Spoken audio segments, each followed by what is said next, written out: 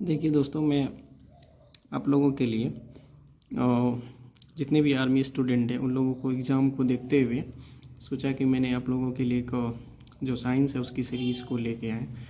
तो देखिए, मैं इसमें सिर्फ आपको समझाने का कोशिश करूँगा, ज़्यादातर आपको अपने से देखना है। बस ये चीज़ है कि टर्म समझ में नहीं आती तो मैं समझा दूँगा, ठीक है। कुछ जो बेसिक है ना, ये काफ़ी एग्ज़ाम में पूछे जाते हैं, तो इस चीज़ को लेके हम जिक्र करते हैं। तो चलिए, सबसे पहले आज मैं बात कर रहा हूँ फिजिक्स की। सबसे पहले फिजिक्स की। फिजिक्स का मतलब क्या? भौतिकी। भौतिकी की बात करते हैं। तो भौतिकी में क्या करते हैं? सबसे पहले तो पूछता है कि भौतिकी के फादर क्या, किसको बोला जाता है? तो बताइए किसको बोला जाता है? तो भौतिकी फिजिक्स वैसे ज़्यादातर आपको ध्यान में रखना है, इसको वैसे न्यूटन को ही बोला जाता है। देखिए, फिजिक्स के अंतर्गत हमको क्या क्या पढ़ना है? फिजिक्स के अंतर्गत हम लोगों को मैटर के बारे में बात करते हैं। मैटर क्या होता है? जिसको हम लोग बोलते हैं द्रव्य, है ना, द्रव्य पदार्थ होता है ना, इसके बारे में। और इसके बारे में इसमें क्या क्या पढ़ना पड़ता है हमको बताइए। तो इसके बारे में, इसकी अगर बात करें तो एनर्जी जानते हैं ना, ऊर्जा की बात करते हैं। तो मुख्य अगर देखा जाए फिजिक्स के तहत, तो हमको इसी मैटर और ऊर्जा के बारे में बात करते हैं। तो आइए सबसे पहले इसके अंदर और क्या क्या बात करना पड़ेगा। अब इसके जब भौतिकी की बात करते हैं ये फिजिक्स का, तो बताइए इनकी जो जनरेशन है ना, इनके बाल बच्चे यहाँ से स्टार्ट होते हैं। फिजिक्स के बहुत सारे बाल बच्चे थे। जब फिजिक्स ने अपनी ज़िंदगी में आगे बढ़ना के लिए जब चाहा, तो उसको सबसे पहले इसकी मुलाकात एक मात्रक नाम के आदमी से हो जाता है। मात्रक कोई आदमी नहीं, वो इसकी गर्लफ्रेंड थी, जीएफ, है ना, गर्लफ्रेंड।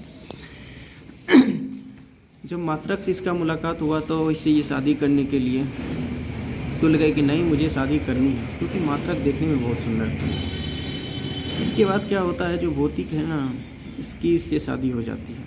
जैसे ही शादी हुई तो इस मात्रक से इनको 2 बच्चे का जन्म होता है, ठीक है। तो एक का नाम रखा गया, अब देखिए जिसका भी बाप का या माँ का टाइटल नाम रहता है ना, उसके बच्चे में भी रहता है। तो इसका एक जो बेटा हुआ उसका नाम रहा मूल मात्रक। तो मात्रक का बेटा मूल मात्रक, और एगो और बेटा जन्म हुआ जिसको हम लोग बोलते हैं व्युत्पन्न मात्रक। जैसे होता है ना, फलना मेहता, फलना जादव, तो जादव टाइटल होता है, इसी तरह से मात्रक। एक मूल मात्रक, एक व्युत्पन्न मात्रक। देखिए, वैसे ये समझाने के लिए बोला, आप लोग समझ ही होंगे।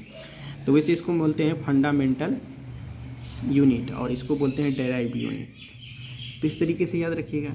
अब क्या होता है, जब ये सारी कहानी जब चल ही रही थी उसी बीच जो ये मूल मात्रक जो है ये धीरे धीरे बढ़ते गया। तो इसको पढ़ाई लिखाई के लिए भी इसकी सारी व्यवस्थाएं की गई। तो इन्होंने कुल मिला के अगर देखा जाए तो 7 स्कूल को चेंज किया। बचपन में इतने बदमाश थे। 7 यूनिट्स, मतलब कह लीजिए कि इसकी, जानते हैं ना मूल मात्रक कितने होते हैं, तो 7। तो इन्होंने कितने किए, 7 स्कूल को चेंज किए। तो इसे याद रख लीजिएगा। 7 स्कूल में कौन कौन था, आपको पूछ देता है डायरेक्ट ऐसे भी क्वेश्चन कि बताइए कि मूल मात्रक जो है, जो एसआई में कितने होते हैं, तो 7 होते, याद रखिएगा। तो पहला कौन था बताइए, एक लंबाई था, दूसरा द्रव्यमान था, उसके बाद समय था, ताप है, विद्युत धारा है, ज्योति तीव्रता है, पदार्थ का मोल है। तो ये सब आपको ध्यान में रखना है खुद से। तो इसकी जो एसआई मात्रक पूछ देते हैं तो याद रख लीजिएगा।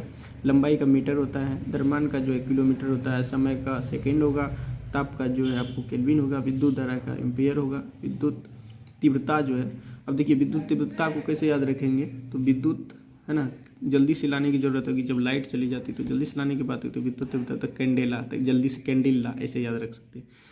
और पदार्थ का मोल होता है। ये 7 के 7 कुल मिला के इसके मौलिक मात्रक होते हैं। उम्मीद है ये समझ में आ गया होगा। ये जो व्युत्पन्न मात्रक है, ड्राइव बोलते हैं, तो ये मूल अधिकार को ही पकड़ के एक दो को मिला के तब जाके इसको बनाया जाता है। तो मेरे लिए इम्पोर्टेंट है ये कि कितने होते हैं और कौन कौन होते हैं, उसका ऐसा ही मात्रक क्या होता है, बस इतना ही याद रखना है, ठीक है। आप लोग वैसे बुक से इसको ज़रूर पढ़िएगा, मैं ऐसे भी समझा रहा हूँ। अब हम लोग बात करते हैं कि सबसे पहले बोला जाता है कि जो सबसे बहुत बड़ी दूरी जो होती है ना, इसको नापने के लिए, तो याद रखिएगा, इसको नापने के लिए हम लोग क्या करते हैं, प्रकाश वर्ष का इस्तेमाल करते हैं। किसका? तो प्रकाश वर्ष का इस्तेमाल। बड़ी दूरी पूछेगा उसको नापने के लिए तो प्रकाश वर्ष, ठीक है।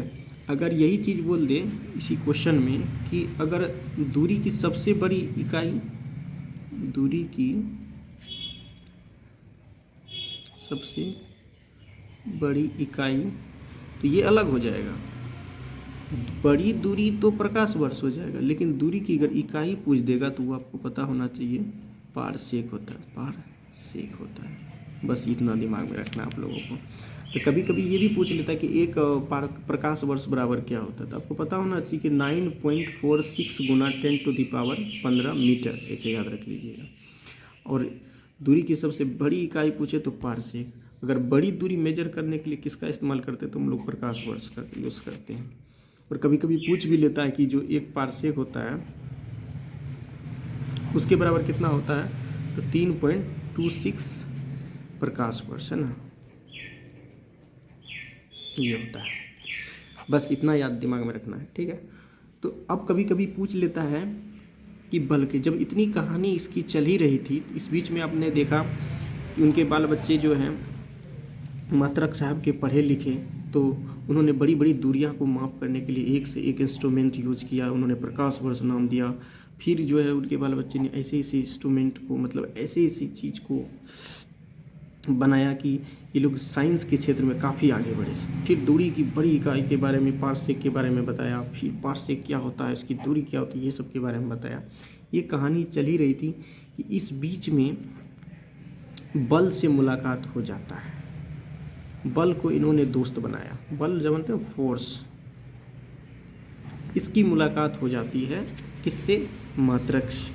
मात्रक के जो बच्चे हैं ना साथ, उससे, जो कि आपको पता होना चाहिए कि जो मूल मात्रक होता है, फंडामेंटल यूनिट होता है, उससे, तो उससे भेंट हो जाती है। वो 7 भाई है ना, 7 भाई को 7 घर में घुस के, एकदम वैसे डायलॉग सुने होंगे सनी देओल। तो बल से, अब बल क्या होता है बता देता हूँ मैं। बल के बारे में अगर बताऊँ तो सबसे पहले पूछेगा कि जो बल की CGS पद्धति क्या होता है। CGS, तो CGS पद्धति में आपको बोलना है, इसकी जो CGS पद्धति उसको बोलते हैं डाइन। और वैसे भी याद रखिए, जो गाँव देहात में डाइन होता है ना, डाइन, वो जानते होंगे कि डाइन जो है, जो डाइन जोगिन होगी वो अपना बल का इस्तेमाल करती है। मतलब जो ज़्यादा बलवान आदमी अगर कुछ नहीं कर भी तो डाइन जो है कर देती है। तो बहुत सारा वैसे ऐसा मान्यता है, बस ऐसा कुछ होता नहीं। तो इस तरीके से CGS पद्धति पूछ लेता है कभी कभी बल का क्या होता है, डाइन, याद रख लीजिएगा। और उसके बाद कभी कभी SI मात्रक पूछ लेगा। SI मात्रक, SI मात्रक अगर पूछेगा तो याद रखिएगा, SI मात्रक में होता है न्यूटन ना, न्यूटन। अगर CGS पद्धति में पूछेगा तो डाइन, अगर SI मात्रक पूछेगा तो न्यूटन बोलना है। क्लियर है, इसमें कोई डाउट नहीं होना चाहिए। और कभी कभी पूछ भी लेता है कि 1 न्यूटन बराबर क्या होता है, तो याद रखिएगा 1 न्यूटन बराबर जो है 10⁵ डाइन होता है। ये दिमाग में रख लेना है। तो कुल मिला के आपने देखा कि जो बल है, बल से मुलाकात हुआ तो बल जो है अपने बारे में बताया कि हमें किस तरीके से आगे बढ़ना है, क्या कुछ है। फिर मैं एक बार बता देता हूँ रिवीजन के लिए। सबसे पहले देखिए फिजिक्स के बारे में। देखिए फिजिक्स के अंदर क्या पढ़ते हैं हम लोग, पदार्थ के बारे में पढ़ते हैं, ऊर्जा के बारे में पढ़ते हैं। तो अब इनकी शादी होती है मात्रक से। मात्रक के 2 बच्चे होते हैं। उसके बाद देखिए एक का नाम था मूल मात्रक, दूसरा का नाम था व्युत्क्रम मात्रक। तो अभी हम लोग जो है मूल मात्रक के जनरेशन को लेकर चले तो उसमें 7 आया था, आप लोग को बताए थे। लंबाई, द्रव्यमान, समय, ताप, विद्युत धारा, ज्योति तीव्रता, पदार्थ की, है ना, परिणाम। तो कुल मिला के ये याद रखिएगा 7 होते हैं ज़रूर। अब इसके अंदर देखें कि बहुत सारा काम हुआ। ये लोग साइंस के क्षेत्र में पढ़ते हैं, इनके बाल बच्चे, इसका भविष्य जो है साइंस में बनाता है। उन्होंने देखा प्रकाश वर्ष क्या होता है, दूरी मापने की सबसे बड़ी इकाई क्या होती है, पारसेक का वैल्यू क्या होता है।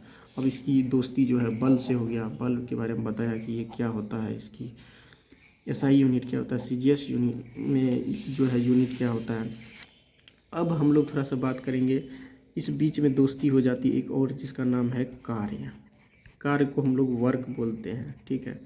इसकी मुलाकात होगी तो पूछ लेता है भाई ये कौन है, जिससे भेंट होगी तो उसके बारे में जानकारी होना तो चाहिए ना, कौन है जी।